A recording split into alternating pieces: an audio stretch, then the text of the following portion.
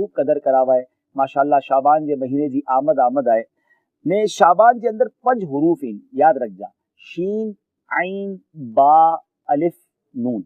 سبحان اللہ غوث اعظم شیخ عبد القادر جیلانی پیران پیر فرمائیں تھا کہ شین سے مراد شرف یعنی بزرگی آئے عین سے مراد علو یعنی بلندی آئے با سے مراد بر یعنی احسان آئے الف سے مراد الفت یعنی پیار آئے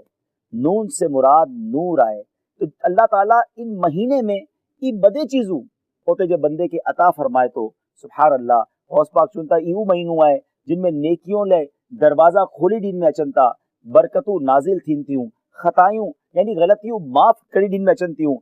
گناہیں جو کفارو جو آئے وہ ادا کرن میں اچے تو ای نبی پاک علیہ السلام لے درود پاک پڑھن جو مہینوں آئے جی ہاں شعبان جو ہے تو آقا جو مہینوں ہے نبیو ان مہینے میں کثرت سے درود پاک پڑھا ہوا ہے جو آیت درود ہے نا ان اللہ و ملائکتہ یصلون علی النبی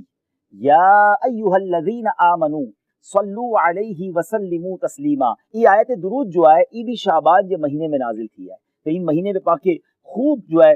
درود پاک بھی پڑھنو ہے پانچ صحابہ کرام کرو کرنا وا جڑے شعبان جو مہینوں اچھی بنو ہو تو نبی پاک جا پیارا صحابی جنتی صحابی کرو کرنا وا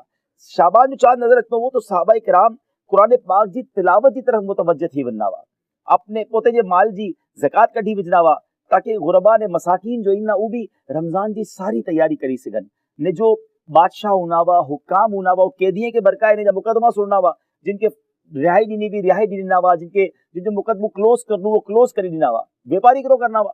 ویپاری پوتے جا قرضہ وصول کری گننا وا جن جو کوئی دینو وہ دینو پورو کری گننا وا تاکہ پوتے آپ کے ایزی کری گنن نے جی رمضان جو چاند نظر اچنو وہ تو غسل کرینے ای صحابہ جن اعتکاف میں وہی بننا وا یعنی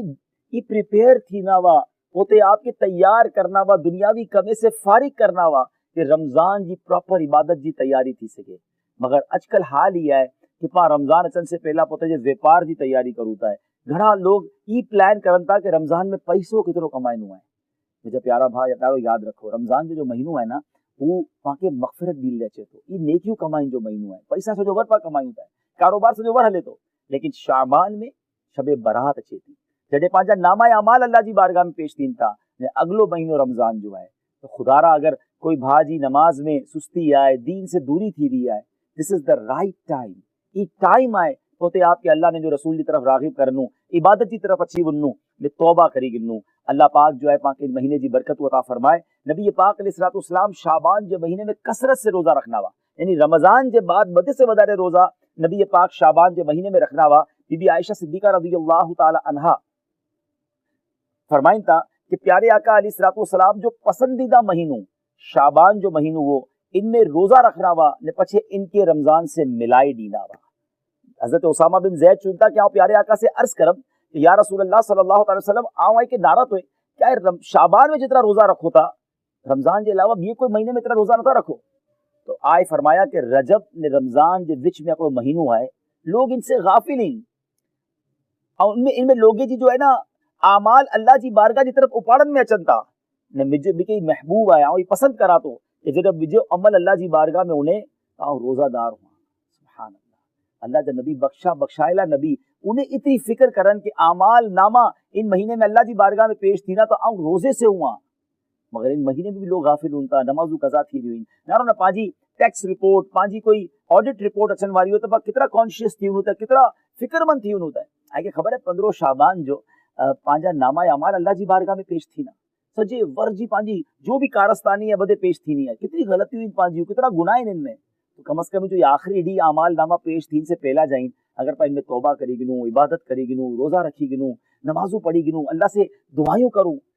اللہ کریم ہے پانجا یہ آخری پنہ اگر سارا ہونا تو اللہ پچھلے ور میں جو گناہ کیا ہونا وہ معاف کرے گی بس یہ ہے کہ احساس دے رہا ہے وہ پیغام دینو کہ شعبان کے مہینے کی قدر کرو خوب نیکیو کرو اللہ پاک مکے نے آئے کہ مہینے کی قدر نصیب فرمائے کہ خوب نیکیو کرن جی توفیق عطا فرمائے مدنی چلن نارنا دیو ان میں انشاءاللہ پاک ایڈی علم دین جی گھڑی گالیوں سکھلنے میں رنتیو انشاءاللہ اگلے کلپ میں شب برات جی کرو فضیلت آئے نے ان رات پاک پڑھنو کرو آئے ان رات جی اہمیت کرو آئے انشاءاللہ وہ بیان کرنو ہے دعائیں میں یاد رکھ جا صلو علی الحبیب صلی اللہ تعالی علی محمد صلی اللہ علیہ وسلم.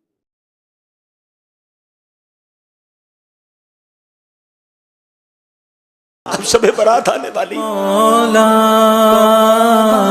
مولا. پتہ ہے شب برات کو شب برات کیوں کہتے ہیں؟ یہ بری ہونے کی رات ہے،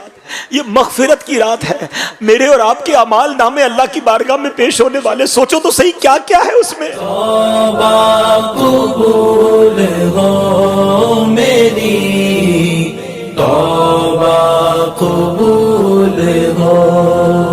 نمازیں جس کی قضا ہوئی اس کے نامہ اعمال اللہ کے پاس جانے والے ہیں. حرام کاری کرنے والے کے نامہ اعمال اللہ کے پاس جانے والے ہیں. شراب پینے والے کا عمل اللہ کی بارگاہ میں جانے والا ہے. رات اندھیرا کر کے گندی چیزیں دیکھنے والوں، گزری تمام عمر میری لہو لعب میں. نامہ اعمال اللہ کی بارگاہ میں جانے والے ہیں. اے جھوٹ بولنے والوں، اے سود کا کام کرنے والوں، سوچو اللہ کی بارگاہ میں نامہ اعمال جانے والے ہیں. کیا منہ دکھائیں گے؟ کچھ بھی تو نہیں ہے. ایک راستہ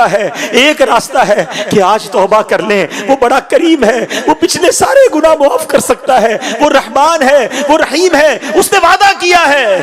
بس آج سچی توبہ کر لو. آؤ اپنے رب سے عرض کرتے ہیں، اے مولا بندے تیرے ہیں، خطا کار ہیں، مالک ہو گئے گناہ، ہمیں معاف کر دے. اے اللہ ہم کمزور ہیں، ہم سے ہو گئے گناہ، اے اللہ ہمیں معاف کر دے. آئندہ نہیں کریں گے گناہ، تجھ سے وعدہ کرتے مولا تو ہمیں معاف کر دے. اے اللہ ہم تیرے بندے ہیں، اگر تو نے معاف نہ کیا تو کس کے در پر جائیں گے؟ تیرے سوا کون ہے مولا؟ ہمیں معاف کر دے. اے کریم ہمیں معاف کر دے. تجھے تیرے محبوب کا واسطہ ہمیں معاف کر دے. آؤ آج سچے دل